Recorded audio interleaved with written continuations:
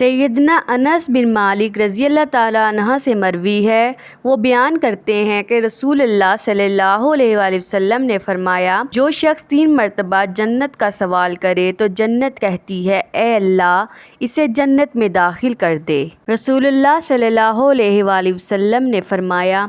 گناہوں سے توبہ کرنے والا ایسا ہے جیسے اس نے گناہ کیا ہی نہیں۔ رسول اللہ صلی اللہ علیہ وآلہ وسلم نے ارشاد فرمایا، جس نے استغفار کو اپنے اوپر لازم کر لیا، اللہ تعالیٰ اس کی ہر پریشانی دور فرمائے گا اور ہر تنگی سے اسے راحت عطا فرمائے گا اور اسے ایسی جگہ سے رزق عطا فرمائے گا جہاں سے اسے گمان بھی نہ ہو۔ رسول اللہ صلی اللہ علیہ وآلہ وسلم نے ارشاد فرمایا،